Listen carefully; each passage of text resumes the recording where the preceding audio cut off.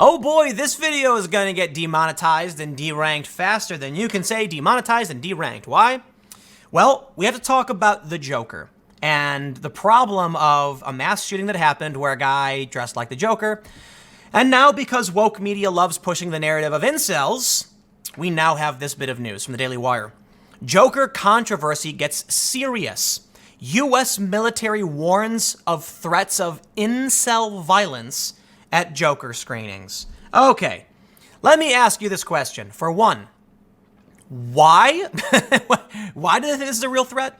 Like, incels are, sure, there have been some crazy incels, but like, they think these people are gonna go out and try and hurt people at the Joker screening? The question is, why would they go to a screening of the Joker and not something more, I don't know, they're like opposed to? But you know what? Let's just read the story, and I do have another story about the Joker controversy. I honestly didn't want to talk about the Joker controversy, but I think the military warning about it is getting to that point. Let's read. The Daily Wire reports, let me zoom in a little bit. The controversy swirling around Warner Bros.' new standalone DC film Joker, which tracks the psychological spiral of a failed comedian into a murderous sociopath, took a decidedly more alarming tone this week, after reports of the FBI and the U.S. military issuing warnings about the, quote, credible threat of a mass shooting by an incel extremist at a screening of the film. And it's warnings like that make me think the law enforcement, like FBI and the military, know less about our culture than, I don't know, me or you watching this YouTube video. It's like kind of a boomery thing to be like, I read in the paper that incels are dangerous. We better put out a warning. And it's like, there's been nothing. Like, do you know something we don't know? I mean, maybe, like, I'll take them at their word, right? They're the FBI and the military. Like, I don't understand why I would know better, but it definitely does seem like sensational trash from a woke clickbait blog. In a memo sent on September 18th and confirmed by U.S. Army officials on Tuesday, service members were informed about threats on social media about a mass shooting at a Joker screening. While the memo states that at the time there were no specific credible threats to the opening of the Joker on the 4th of October, a separate memo sent Monday by senior officials of the U.S. Army's Criminal Investigation Division cited credible intelligence of such a threat gathered by Texas law enforcement. So, hey, man, far be it from me to question the experts. I'll say it, right? They know better than I do. It just seems so weird. Quote, a separate memo issued on Monday by senior officials in the U.S. Army's Criminal Investigation Division stated that the Army had obtained credible intelligence from Texas law enforcement officials pertaining to disturbing and very specific chatter on the dark web regarding the targeting of an unknown movie theater during the release, Gizmodo reported Tuesday.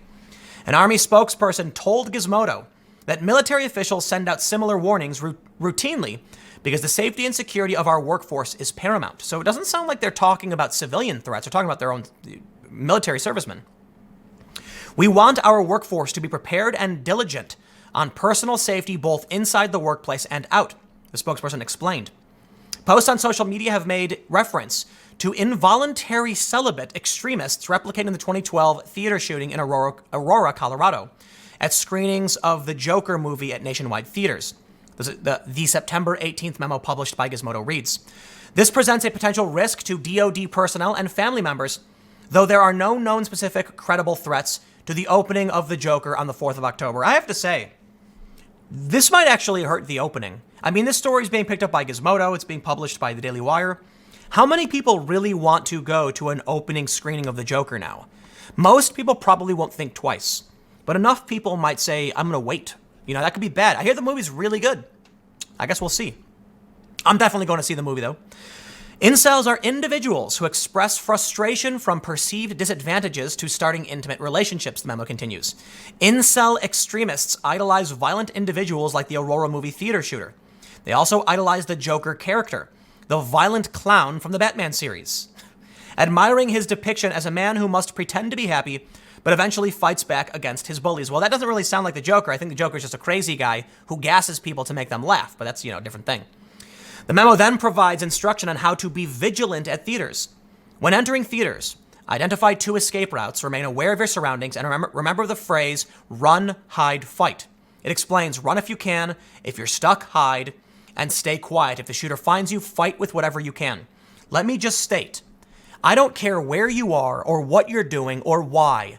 Always identify 2 exits. okay? Regardless of this. I've been in theaters where I've been very upset at how they structure their exits. Because like, there was one theater I was at where the entrance and the exit are right in front of each other. So it's like, yeah, technically you have two exits, but if a fire started right in that middle, you're not getting out unless you're running through the fire, which you might have to do. Point is, first, there's this famous viral video. I can't remember exactly what it is, but there's like a venue, and I think it's a video. I can't remember. There's a venue, and something happened where people panicked, and because they only knew of one exit, they all rushed for one door. And guess what? Fluid dynamics kicked in, and everybody gets jammed inside this hallway, unable to move. Some other dude who knew where the back door was calmly walked out the back door. You need to know all of your exits always, not because someone's going to come in with a gun at a movie theater. That could happen too. But because of fire, fires happen. Sometimes fires happen. Sometimes people panic. Know where you're going to go and how you're going to react in a dangerous situation. But people have an optimism bias. They assume everything is fine and everything is safe. And admittedly, when I hear this story, I didn't believe it. I mean, it's partly the optimism bias. There's no way this can be true. It sounds so silly, right? Well, it could be. It could be. It could just be boomers who don't know what's going on, or they could have credible intelligence like they say. But anyway, let's get back to the story. The point is, always, please know your exits, because fires happen. As the Daily Wire reported this week, backlash against Joker has been building ahead of its October 4th release. Two nonprofits sent a letter to Warner Bros. CEO Ann Sarnoff Tuesday morning, expressing concerns about the film's potential to inspire violence, and called on the studio to donate funds to groups that promote gun control and aid victims of gun violence. Oh, please. Take your opportunism somewhere else. It's the Joker. I can turn on cable, any channel. I'm sure if I turned on my guide channel, I would find something with the Joker in it. Cartoons, they have the Joker in it. Justice League, for instance. I'm pretty sure Joker's in Justice League at least some point.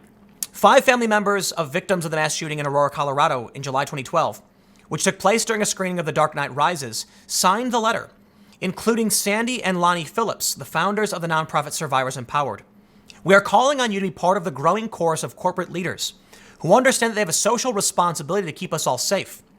The Hollywood Reporter notes the letter does not seek to halt the release of the film nor to rally gun critics to boycott it. Instead, the letter asks Warner Brothers to end political contributions to candidates who take money from the NRA and vote against gun reform. It also asks the studio to use its political clout and leverage in Congress to actively lobby for gun reform. I'm sorry. I'm sorry because I say that because I understand the pain. Not perfectly. Not the same way the family members do. I understand the concern and the desire to do something. But gun reform doesn't solve the problem. When you have a dangerous and murderous individual coming into a theater, the problem is something else. I'm going to try and be as sensitive as I can in explaining this, but when I see people say things like, someone I know and love was killed by a gun, therefore we must ban guns, that to me is, and with all due respect, it's an emotionally selfish reaction to what happened. I understand you want justice. I understand that you've seen this horrifying thing that's hurt you. And with that, you have my sympathy, my empathy, my condolences. And I agree with you. We absolutely should be having conversations about how guns play a role in this. But what I don't hear, even from the right when they talk about mental illness, is the underlying problems of our society that result in individuals taking these actions. Because in the end, while I want to prevent, and we should take every precaution we can, things like this, we have to recognize that there's an underlying sickness and infrastructure that's causing these things to happen. You can sweep it under the rug. You can punish all legal gun owners, right? It's not the appropriate thing to do. What Beto O'Rourke is proposing is sweeping gun confiscation, and that is not fair. It is not fair to law-abiding citizens who have done no wrong. And it won't address the sickness. You can take away their guns and you can protect the people you care about. And that I respect you for. But when I say selfish, it means you don't understand that there are a ton of very sick and unwell people because of something our system is doing. We are not solving that problem. The point is, while I agree, I am absolutely open to that conversation about gun control and gun violence. Seeing Ted Cruz and Alyssa Milano have that conversation was fantastic. I think we need to figure out the root cause of these problems and just solve it outright. You take away their guns, they will use something else. They will use bombs. They will use knives. And a lot of people say, but think about, how many people they can kill with that one rifle. It's like, listen, think about what they could do with a pressure cooker. We need to address our society's problems. I don't know. Whatever, man. It's so complicated because I'm willing to bet that simply for saying what I just said, people they're gonna attack me for it. But it's true. This guy who showed up in Colorado was very unwell. It's not an instance of being like, oh, it's mental illness, right? We hear from the right for the most part. It's a broken system somehow creating this. There's a bunch of ingredients to this problem. We need to figure out what it is. Warning people, go see the Joker. I hear it's good. I'm going to go see it. I am not going to let threats of terror stop me from enjoying my life. Stick around. I'll see you all tomorrow at 10 a.m. Podcast at 6:30. Thanks for hanging out.